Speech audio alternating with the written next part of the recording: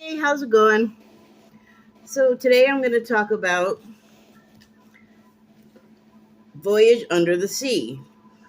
It is an episode from 1968, and it's season 4, episode 25, The Death Clock. And I'm so glad that I'm finally able to talk about this. I've been talking about such heavy stuff. Boring. The Death Clock is about, well, do you know what Voyage Under the Sea is about? Maybe I should explain since it hasn't been on for over 40 years. It's a show about an experimental submarine that it goes on secret missions and deals with a lot of phenomena, as the military calls it today, but supernatural events, unexplained undersea objects or unknown objects under the sea and that type of thing. And this episode, well, it's always under threat. The operation is always under threat because it's paid for, like with outside of the military sources, outside of government sources, contributors, corporations, like we have in reality now today, some 40 years later. And because of that, it seems like the military doesn't want to invest that much in it, and so it's always under threat of either some enemy, and they have like an unspecified enemy that's always like one step ahead of them or behind them, and they are like bald with goatees and have Russian accents. So just a funny echo of things from then and in between and now.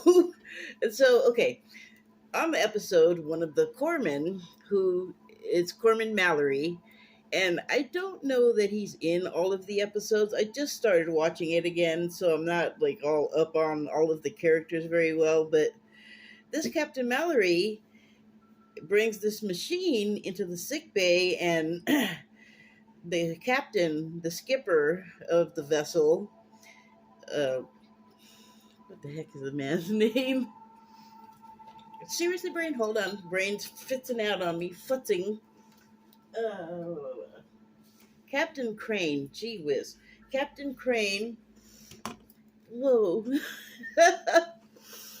is exposed to a high dose of radiation. So he's in the sick bay and he's sort of in a vegetative state. He's like unconscious, he's in and out.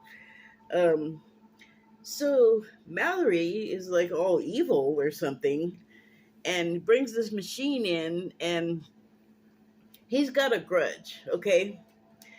I don't remember specifically what it was, and just because of the way the station I watched this on has it set up, I can't go back and rewatch the episode anymore, and it's no longer in my deleted file, so I'm not going to remember this exactly right. But Corman Mallory has a grudge. He's got some kind of bone to pick, and his machine somehow is able to pull out another person's astral body and send it off on missions. And while the astral body is off doing things, these missions, which include like sabotage and murdering people, and the grudge that I believe Mallory had was with the admiral, who is obviously above the captain. I say obviously because rank, that's how it works. And so the admiral has some way offended Mallory, and he's using Captain Crane's astral body to go kill Mallory, but it's killing him in the fourth dimension. And this, okay, like we don't really deal with the fourth dimension in reality so much, and it's not like something you can pick up and look at, really. So it's like very conceptual. And I bring it up because there's a lot of talk of it today, and it seems like society in the world is transitioning from a third dimensional consciousness that was very into violence and separation, and that's like an esoteric concept that I urge you to look up. It's not like in the marriage way, although that can be part of it. But anyway, there's a lot of woo woo stuff to talk about right now with the fourth dimension, and that's what we seem to be transitioning into. Even though like all kinds of gnarly stuff and war is happening, and I can really speak to America only with any authority because I've not really been paying a whole lot of attention to what is happening in other countries because that is depressing. So it's enough with it here, right? But it's like it's the storm before the calm, I guess. Or the birth is used a lot as an analogy to talk about this transition. And if you are aware of what birth is about on any level, you probably understand that there's like a period where there's pain and contractions, and then there's release, and you got to push. So, I mean, if you can like levy those terms over a little bit, that's kind of like what's happening. And I would hope that what is birthed, and there's a lot of other talk that it is going to be a lot better than what we've had going on. So, and birth is a relief.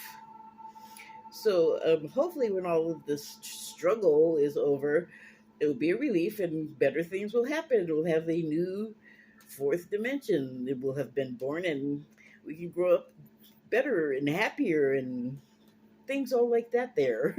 So, but in this fourth dimension, this dude Mallory is using it as like a weapon, and the concept is so and it's the antithesis of what I understand, like what I was just talking about. That's not what you're there to go do. Like, you're not. Okay, so Mallory is operating Captain Crane's astral body, so it's like this ghostly figure walking around, I guess to the viewer's eyes, because to everyone else in the crew he looks just like everybody else in that dimension. And that dimension is like 24 hours ahead of this one, which is, I don't know, that's like some writer technique there. I mean, when I'm talking about compared to like the reality, which I'm not saying that it's not a real thing, but you figure out. You try to make sense of what I said, because there was some sense in there, I promise you. So, he sends Captain Crane off to murder the Admiral.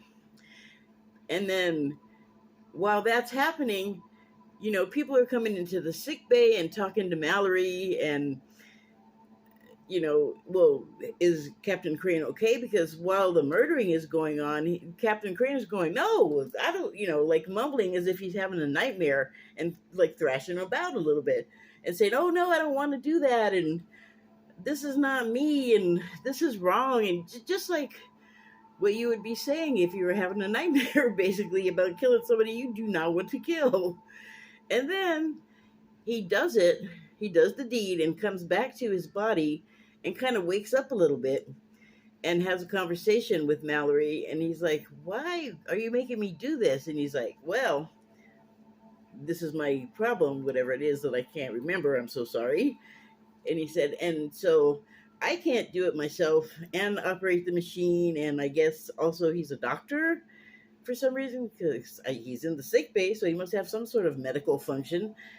And he says, no, you have to figure out how to go back and fix it before the time rolls around to 24 hours, because then it'll stick. Then the death will stick, or something like that.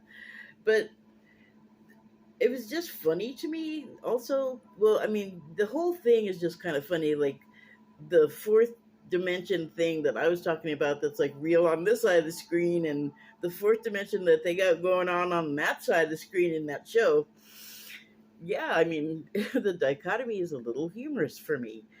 And the other thing I found totally hilarious, like I'd already watched it, decide to do this, all this stuff, and then I checked the title and I was like, oh, the Death Clock. Well, I immediately thought of Metalocalypse and their Death Clock, which is not that at all either. But I think the whole kind of deal with this is like nothing is what you expect. It's kind of like all of the stuff, but not really. And I guess that about covers it. Those are my thoughts on the matter. Thank you and good night.